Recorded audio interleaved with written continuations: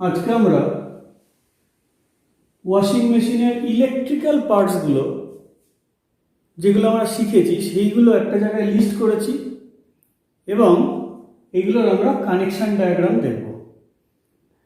আজকের এই ভিডিওটা দেখার পরে তোমাদের ওয়াশিং মেশিন সম্বন্ধে একটা ধারণা তৈরি হয়ে যাবে, কিন্তু আগের ভিডিওগুলো না দেখলে কিন্তু এই ভিডিওটা কিচ্ছু বোঝা যাবে না। তাহলে আসি। দেখো, ওয়াশিং মেশিনের মধ্যে মেইনলি দুটো পার্ট থাকে। একটা থাকে ওয়াশ সেকশন আর একটা থাকে স্পিন সেকশন। দুটো সেকশন আলাদা আলাদা, ইলেকট্রিক্যাল এবং মেকানিক্যাল, দুটো পার্টই আলাদা আলাদা থাকে। আচ্ছা, ইলেকট্রিক্যাল সেকশনের মধ্যে দেখো যে ওয়াশ পার্টটা আছে তার মধ্যে ওয়াশ মোটর আছে, ওয়াশ টাইমার আছে, এইখানে একটা বার্জার থাকে, একটা প্রেসার সুইচ থাকে, আর কি থাকে, এই ওয়াশ মোটরটার জন্য একটা কন্ডেন্সার থাকে যার ভ্যালু মোটামুটি 11 এমএমটি মাইক্রোফ্যারাড। আর স্পিন সেকশনে কি থাকে, স্পিন মোটর থাকে, স্পিন টাইমার থাকে, বার্জার থাকে, এইটা একটা খুব ইম্পর্টেন্ট সুইচ, ডোর লকিং সুইচ, আর কি থাকে, একটা কন্ডেন্সার থাকে 6 এমএমপি। আচ্ছা, এবার দেখো আমরা ওয়াশ মোটর সেকশনটাতে যদি ইলেকট্রিক্যাল ডায়াগ্রামটা আঁকি তাহলে দেখো এখানে একটা মোটর আছে,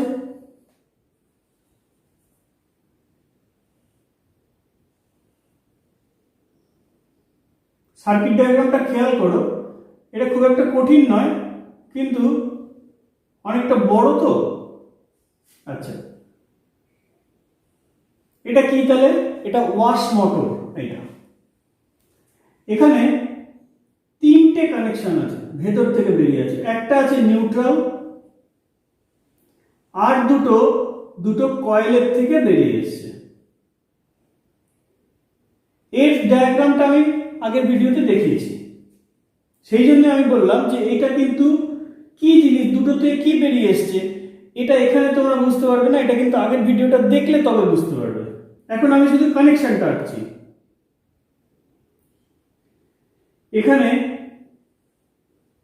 ওয়াশ টাইমারটা থাকে, ওয়াশ টাইমার থেকে দুটো কানেকশন বেরিয়ে মোটরের এই দুটো পয়েন্টে চলে গেল। এইখানটাতে লাগানো থাকে 11 এমএফডি কন্ডেন্সারটা। এইটা এই টাইমার থেকে আরেকটা তার বেরিয়ে এটা চলে গেল বার্জারে। ঠিক আছে, এটা এই বার্জারটা,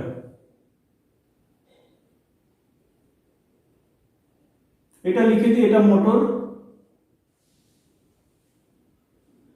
এটা টাইমার,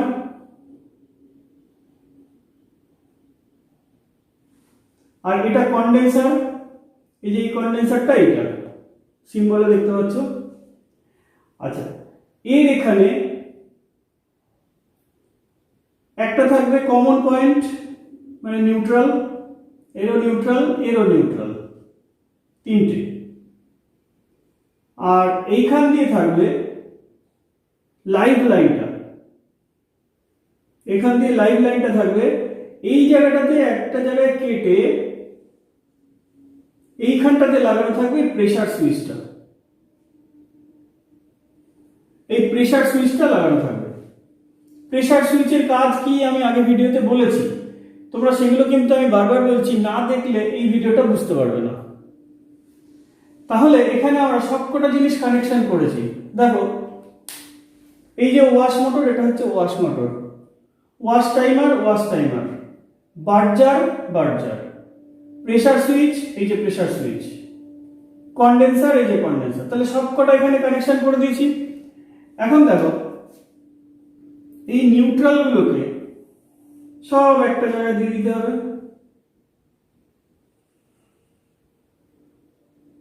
সব নিউট্রাল এক জায়গায়। আচ্ছা, টাইমারের যে নিউট্রালটা সেটাও আসবে এখানটাতে, দিয়ে এখানটাতে সাপ্লাই হবে। তাহলে এখন হলো লাইভ আর নিউট্রাল। এবার আরেকটা তার থাকে, সেটা হচ্ছে আর্থ। সেই তারটা মোটরের গায়ে একটা জায়গায় দিয়ে দিতে হবে। কানেকশন ডায়াগ্রামটা নেটে তোমরা যা দেখতে পাবে তার থেকে হয়তো খারাপ দেখতে হয়েছে, কিন্তু আমি পরিষ্কার করে বুঝিয়ে দিয়েছি এখানটাতে কি কি করে করতে হলো। ঠিক আছে? তাহলে আর্থিং লাইনটা থাকলো কোথায়? মোটরে দেওয়া থাকলো, এবং আর্থিংটা পুরো ওয়াশিং মেশিনের যে মেটালিক পার্টটা তার সাথে একটা কানেক্টেড থাকবে। নিউট্রালটা কোথায় দেওয়া হলো? নিউট্রালটা মোটরের একটা পয়েন্টে দেওয়া হলো, নিউট্রালটা টাইমারে দেওয়া হলো, নিউট্রালটা বার্জারে দেওয়া হলো। এটা কিন্তু ইলেকট্রনিক্স টাইমার। ঠিক আছে? এটা যদি মেকানিক্যাল টাইমার হয় তাহলে সেক্ষেত্রে এখানে নিউট্রালটা দিতে হয় না। আচ্ছা, লাইভ লাইনটা কোথায় দেওয়া থাকলো? টাইমারে দেওয়া থাকলো। টাইমার থেকে দুটো তার বেরিয়ে যাচ্ছে মোটরের দিকে, এখানে কন্ডেন্সার লাগানো আছে। এই টাইমার থেকে কিন্তু একবার এটাতে লাইন দেয়, একবার এটাতে লাইন দেয়, সেইভাবে এটা ফরওয়ার্ড রিভার্স করে। আচ্ছা, যখন এদের কাজের টাইম শেষ হয়ে যায় তখন পুরো এই দুটো লাইনই বন্ধ করে দেয় টাইমার থেকে, দিয়ে তখন এইটা দিয়ে লাইন দেয় বার্জার। তখন কি হয়? বার্জারটা বাজতে থাকে। তাহলে আমরা তখন বুঝতে পারি যে ওয়াশের কাজটা কমপ্লিট হয়ে গেছে। তাহলে আমাদের সাপ্লাই লাইন তিনটে, অথচ ভেতরে গিয়ে এতগুলো পার্ট হয়ে গেল। এই প্রেসার সুইচটা কি করে? প্রেসার সুইচটা একটা এয়ার দিয়ে, মানে এয়ারের চাপের উপরে ডিপেন্ড করে এই সুইচটা তৈরি করা আছে। জল কতটা ভরছে সেইটা সেন্স করে এখানে সাপ্লাই দেয়। ঠিক আছে? আচ্ছা, এবার আসি স্পিন মোটরে। ওয়াশ তো কমপ্লিট, এবার স্পিন। এটার জন্য স্পিন টাবের মধ্যে এটা সেট করা থাকে, আর ওয়াশ টাবের মধ্যে এটা সেট করা থাকে। এটা স্পিন টাবের কেস। এখানে একটা মোটর থাকবে,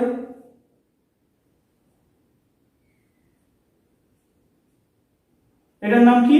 স্পিন মোটর। এটা মোটর। আচ্ছা, এরকম টাইমার এখানেও একটা থাকবে।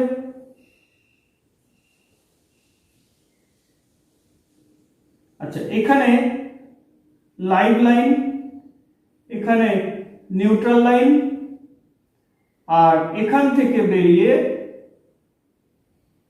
মোটরে চলে যাবে। মোটরে কিন্তু সাপ্লাই লাইন দুটো থাকে। এখান থেকে একটা ক্যাপাসিটার দিয়ে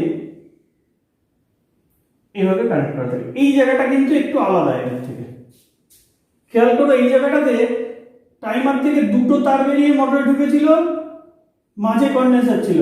এখানে টাইমার থেকে একটা তার বেরিয়ে দুটো পার্ট হয়ে মোটরে ঢুকেছে। এই জায়গাটাতে কিন্তু ডিফারেন্স আছে। আচ্ছা, এখানে আরেকটা তার থাকবে, এটা চলে যাবে বার্জারে, এটা বার্জার। আচ্ছা, এখানে আর্থিং তারটা মোটরে থাকবে, নিউট্রাল তারটা মোটরে থাকবে। এখান থেকে একটা নিউট্রাল আসবে, এই নিউট্রালের সাথে জয়েন হবে, এই নিউট্রালটাও এই নিউট্রালের সাথে জয়েন হবে, যে একটা নিউট্রাল হয়ে গেল, সাপ্লাই নিউট্রাল। লাইভ লাইনটা কি হবে? এই জায়গাটাতে যে লাইভ লাইনটা আছে এই জায়গাটাতেই থাকবে এই সুইচটা, যার নাম হচ্ছে ডোর লকিং সুইচ। আর এই কন্ডেন্সারটা হচ্ছে 6 এমএফডি বা 6 মিউ এফ মাইক্রোফ্যারাড। এটা হলো টাইমার।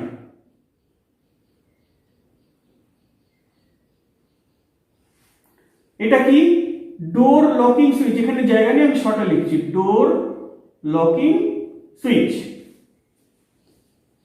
তাহলে দেখো এই জায়গাটাতে লাইভ লাইন সাপ্লাই, এটা আর্থ।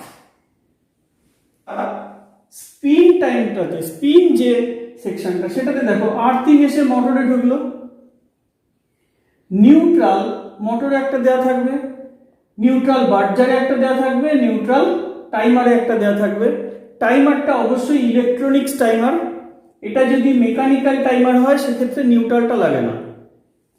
আচ্ছা, আর লাইভ লাইনটা কি করা হয়, টাইমারের দেওয়ার সময় একটা ডোর লকিং সুইচের মাধ্যমে দেওয়া হয়। এই ডোর লকিং সুইচটা, এর ফাংশনটা কি দেখো, এই স্পিন মোটরটা প্রচন্ড স্পিডে ঘোরে, স্পিন টাপটা যেটা আছে সেটা প্রচন্ড স্পিডে ঘোরে। তাহলে এই যে এত স্পিডে ঘোরে, এবার যদি ডোর খোলা অবস্থায় এই অ্যাকশনটা চলতে থাকে তাহলে কোনো একটা অ্যাক্সিডেন্ট ঘটে যেতে পারে। সেই জন্যে যখনই তুমি স্পিন সেকশনটা ডোর খুলবে সঙ্গে সঙ্গে মোটর কিন্তু বন্ধ হয়ে যাবে।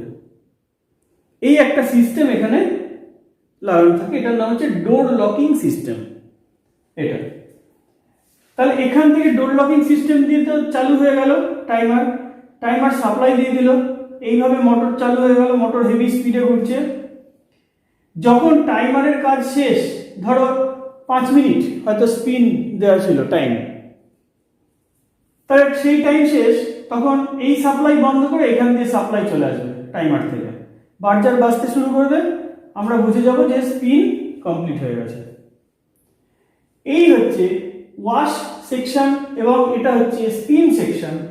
এবার দেখো এর যে আর্থের সাথে দিয়ে একটা কর্ডের একটা তারে আসবে, এর নিউট্রাল দিয়ে কানেকশন হয়ে একটা কর্ডে চলে আসবে, আর এর লাইট এসে একটা কর্ডে চলে আসবে।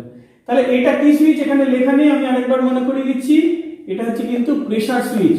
এইটা কিন্তু জল যতটা উঠছে তুমি সিলেক্ট করে দিচ্ছ সেই হিসেবে কিন্তু এই সুইচটা কাজ করে, ঠিক আছে।